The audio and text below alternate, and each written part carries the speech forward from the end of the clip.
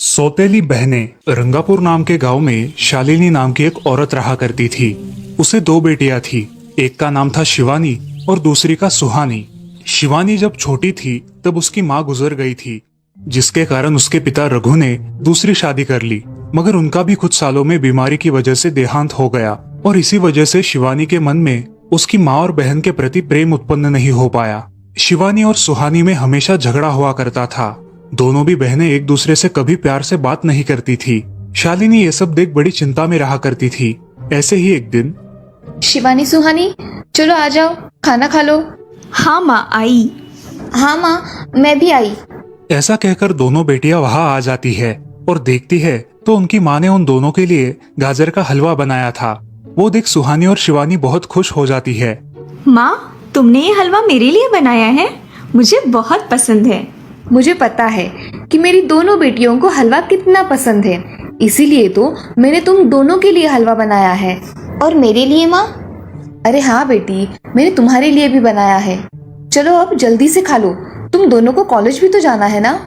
जी माँ, मैं ये कटोरी ले लूँ, मुझे जल्दी पहुँचना है कॉलेज में। हाँ ले लो। और सुहानी तुम ये वाली कटोरी ले लो। जी माँ। दोनों भी हलवा खाती है और एक दूसरे की ओर बहुत गुस्से से देखकर वहां से चली जाती है। वो दोनों भी कॉलेज में एक साथ पढ़ा करती थी। फर्क सिर्फ इतना था कि शिवानी 3rd ईयर में थी और सुहानी 1st ईयर में। उन दोनों में 2 साल का अंतर था। फिर भी दोनों में हमेशा नोकझोंक हुआ करती थी, जैसे कि वो दोनों एक दूसरे की दुश्मन हो। ऐसे ही एक दिन, दीदी मेरी कॉलेज की ट्रिप जाने वाली है, तुम्हारी भी ट्रिप जाने वाली है क्या? हाँ मेरी भी जाने वाली है, मगर मेरा जाने का मन नहीं है। क्यों दीदी? क्योंकि वहाँ पे तुम हो। मुझे भी कोई शौक नहीं है तुम्हारे साथ आने का, मैंने ऐसे ही पूछ लिया। मैं जा रही हूँ। शिवानी और सुहानी एक दूसरे की ओर मुंह फेरकर वहां से चली जाती है।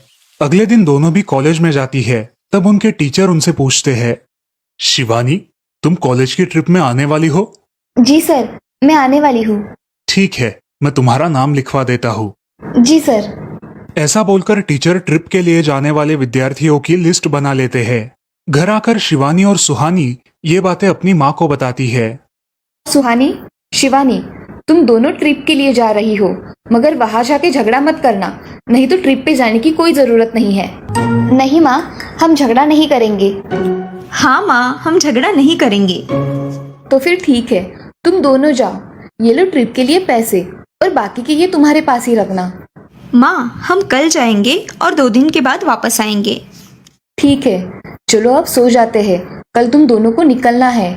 अब वो सब खाना खाकर सो जाती है। अगले ही दिन सुबह उठकर वो दोनों भी अपने अपने बस में बैठकर ट्रिप के लिए निकल जाती है और इधर शालिनी अपने काम में व्यस्त हो जाती है। ऐसे ही कुछ देर बाद शालिनी को शिवानी का फोन आता है। माँ, हम दोनों यहाँ ट्रिप की जगह पहुँच गए हैं। अच्छा बेटी, तुम दोनों ठीक हो ना? हाँ माँ, मैं रखती हूँ, हमें यहाँ अलग अलग स्पॉट देखने जाना है। ठीक है, और जब वक्त मिले तो फोन कर देना। हाँ माँ, अपना और सुहानी का ख्याल रखना। हाँ माँ। फोन रखने के बाद शिवानी और उसके क्लास के सारे दोस्त वहाँ की एक जगह देखने जाते हैं। सुहानी भी उसके क्लास के साथ एक दूसरी जगह देखने निकल जाती है। सारे बच्चे एक साथ घूमकर वापस आते हैं। शिवानी सुहानी को ढूंढती है, मगर सुहानी उसे कहीं दिखाई नहीं देती। इसीलिए शिवानी को बड़ी चिंता होने लगती है। अरे ये सुहानी कहाँ रह गई? इसका तो कुछ भी पता नहीं, कहाँ ढूंढूं इसे? तभी शिवानी को सुहानी दिखाई देती है और उसके जान में जान आ जाती है। सुहानी कहाँ गई थी तुम? मुझे कितनी चिंता लग गई थी तुम्हारी। अरे मैं यहाँ ही थी मेरी सहेलियों के साथ, मुझे कुछ नहीं हुआ। ऐसा बोलकर सुहानी वहाँ से चली जाती है। दूसरे दिन सब लड़के लड़कियाँ जल्दी उठकर अपनी तैयारी कर लेते हैं और पहाड़ पर जाने के लिए निकलते हैं। वो सब आज थोड़ा घूमकर शाम तक निकलने वाले थे। सब विद्यार्थी एक हिल स्टेशन देखने चले जाते हैं।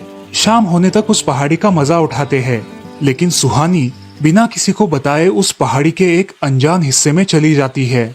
वहाँ का मनमोहक दृश्य देखते देखते गलती से उसका पैर फिसल जाता है और वो वहाँ से नीचे गिर जाती है। शाम हो जाने के कारण सभी विद्यार्थी वहाँ से निकलने लगते हैं और यहाँ सुहानी एक पेड़ के सहारे उस पहाड़ी की चोटी पर लटकी रहती है।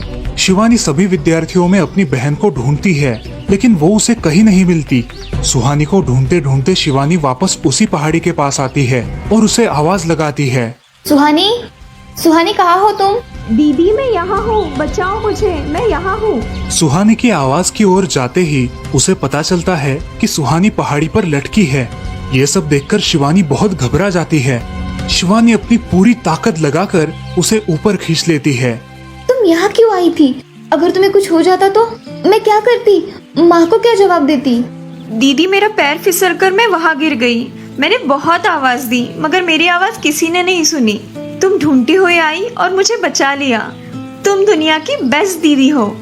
हाँ सुहानी, चलो अब घर जाने के लिए देर हो जाएगी, बस निकल जाएगी। सुहानी को ऊपर खींचते वक्त शिवानी के हाथ पर बहुत सारे जख्म हो गए थे, इसीलिए सुहानी अपनी ओढ़नी फाड़कर उसके हाथ पे बांध देती है और अब वो दोनों बस के पास चले जाते हैं। क्या हुआ है शिवानी, हाथ से खून बह रहा है तुम्हारे? कुछ नहीं सर, मैं वहाँ पे गिर गई थी, अब मैं ठीक हूँ। टीचर और सारे छात्र गाड़ी में बैठकर घर जाने के लिए निकलते हैं। घर आने के बाद शिवानी सारी हकीकत अपनी माँ को बताती है और वो सब सुनकर माँ दोनों को गले लगाकर रोने लगती है। तुम दोनों एक दूसरे के साथ होते हो इसीलिए मुझे कोई टेंशन नहीं रहता, मगर मेरी बच्चियों खुद का भी ख्याल रखा करो। उस दिन के बाद दोनों सौतेली बहनों ने अपने बीच की सब नोकझोंक बंद कर दी और हंसी खुशी सगी बहनों की तरह रहने लगी। दोस्तों, इस कहानी से हमें ये सीख मिलती है कि हम सबको एक दूसरे के प्रति द्वेष की भावनाएं छोड़कर प्यार से रहना चाहिए। चंदनपुर नाम के गांव में चंपा नाम की एक औरत रहती थी। पति, 2 बच्चे और एक बेटी, ऐसा उनका पूरा परिवार था। उसका पति श्रीधर पोस्ट ऑफिस में जॉब करता था। उसके कमाई से ही घर चलता था। चंपा ने अपने घर के सामने एक छोटी सी दुकान खोल के रखी थी। उससे उसे जो भी मुनाफा होता वो अपनी बेटी की शादी के लिए जमा करके रखती। ऐसे ही बहुत दिन बीत जाते हैं। अब बच्चे भी बड़े हो जाते हैं। बड़ा बेटा अशोक डॉक्टर और छोटा बेटा रवि वकील बन जाता है और दोनों अपनी ट्रेनिंग पूरी करने लगते हैं। एक दिन उनकी बहन ज्योति के लिए एक अच्छा रिश्ता आता है और ज्योति की शादी पड़ोस के गांव के सरपंच जी के बेटे से हो जाती है। ज्योति बहुत ही कामचोर और गुस्सा करने वाली होती है। इसी कारण उसके ससुराल से उसे निकाल दिया जाता है। वो अपने पति को लेकर अपने मायके रहने आती है। अब चंपा का जमाई दुकान चलाता है और चंपा और ज्योति आराम से वहाँ रहती है। अरे ज्योति, जरा अपने कामचोर पति को कुछ काम करना क्यों नहीं सिखाती हो? कुछ काम का नहीं है वो। अरे हाँ माँ, उनके पिताजी ने तो उन्हें ही घर से निकाल दिया और हमारे माथे मर दिया। जाने दो, पति है। माँ और बेटी इसी तरह तानेबाजी करती रहती। अब बड़े बेटे अशोक की शादी उन्हीं के गांव के एक लड़की से करा दी गई, लेकिन उस लड़की से भी चंपा बहुत काम करवाती और वो बेचारी सासू माँ का आदर करके सब काम चुपचाप करती थी। एक दिन वो काम करके थक गई और एक जगह पर बैठ गई। ए कामचोर कमला, इतना सारा काम पड़ा है घर में, क्या वो तुम्हारा बाप आके करेगा?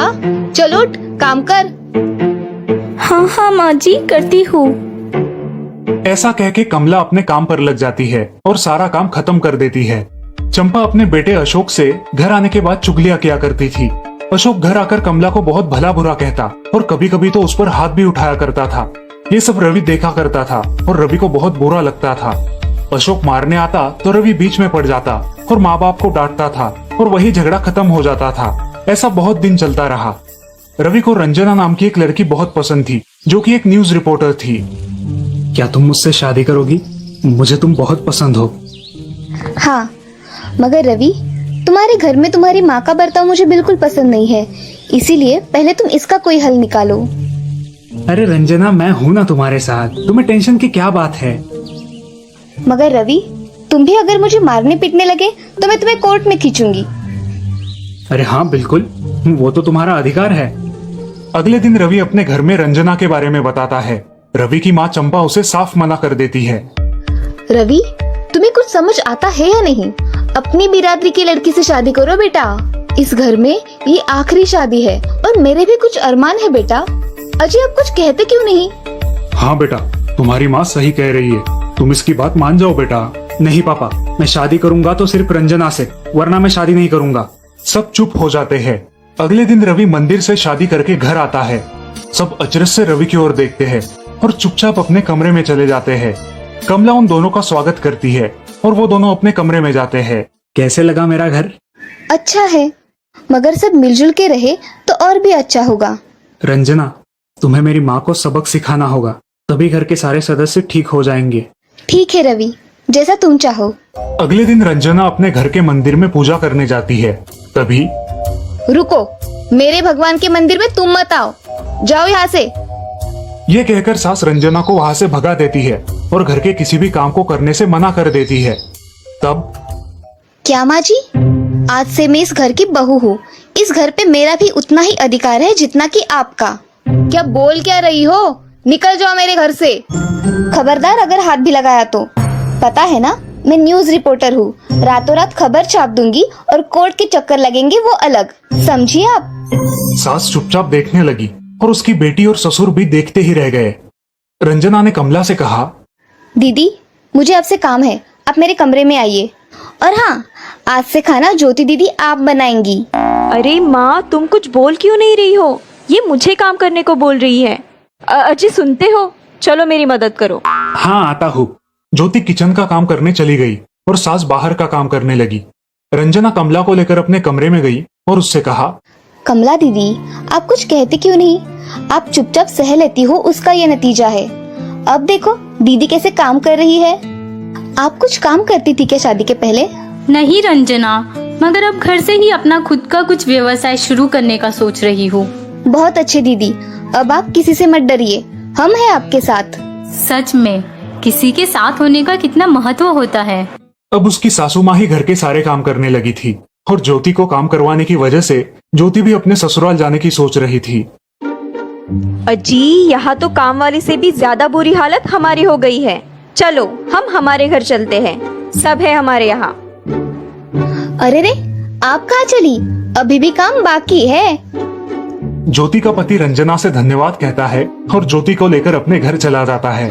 अब सासू माँ एक दिन पूरा काम करके इतना थक जाती है कि उसके बदन में बहुत दर्द होने लगता है। तब दोनों बहू सास के पास चली आती है और एक बहू सास के पैर दबाती है तो दूसरी बहू सर दबाती है। सासू माँ उठकर रोने लगती है। मुझे माफ कर दो मेरी बेटियों, अब से कभी ये गलती नहीं होगी। सास को उसके किए पर पछतावा होता है और ये देखकर घर के सभी सदस्य बहुत खुश हो जाते हैं। रवि और रंजना भी बहुत खुश होते हैं। वाह बहू, जो आज तक नहीं हुआ वो तुमने करके दिखाया। बहू हो तो ऐसी। रंजना अपने बर्ताव के बदले माफी मांगती है और अब सब लोग खुशी खुशी रहने लगते हैं। तो दोस्तों, इस कहानी से हमें ये सीख मिलती है कि हम सब मिलके परिवार बनता है और हम सब परिवार का महत्वपूर्ण अंग होते हैं। परिवार के काम मिल बांट कर करना ये हमारी वैयक्तिक जिम्मेदारी है।